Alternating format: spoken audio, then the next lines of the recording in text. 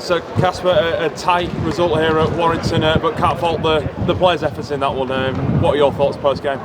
Yeah, obviously it were a decent game, 30-28, but I think the damage was done in that first half. Just we weren't really in control of it, but I think we showed it back into that second half there that if another 5 minutes we'd have probably got the victory. But yeah, great effort anyway. And to be that close and just a conversion away, there'll be some disappointed boys in that changing room, but actually looking at the effort, looking at what you've just told the guys in there, it was a really a real good team performance all round. Yeah, it was, and we're playing under these new rules, the tackling below the armpit, which is new to every team. It's a bit stop-start, and it's a different look about it regarding rugby. So we're still getting used to that as the other team were as well. But there were some good things in there, so we've got to take positives from it. And like you said, the effort was never in question.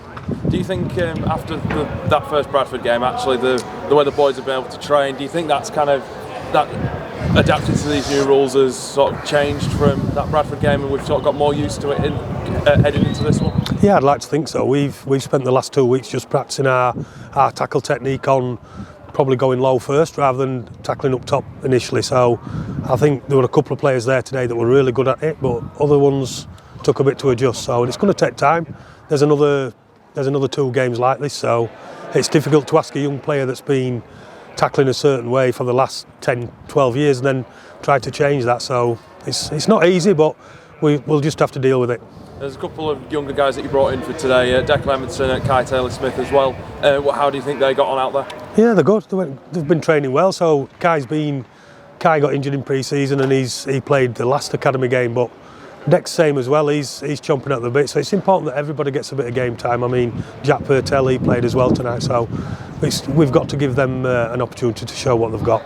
How do you think Fergus McCormack and Jack Sinfield are getting on as a half-back partnership as well? Both of them are real good talents looking at the future. Yeah, they're both great players, aren't they? They're different kind of players, by the way. But I think if you look what happened with Fergus, put him at full back in the second half, and he was really good.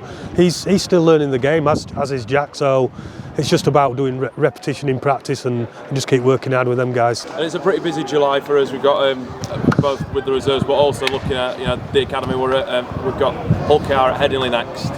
What are you going to be looking at taking and building on? Is it going to be more looking at that tackle technique and it's a difficult one, isn't it? Because I'm coaching the reserves next week, so they're not playing under these rules. So it's a bit of a strange one. We've got players that play today that are going to be playing in a game next Saturday against Salford under different rules. So it's challenging from my point of view as a coach, but we just have to make sure the academy boys are learning these new rules and we give ourselves the best chance of getting a victory and getting into the playoffs at the end of the year.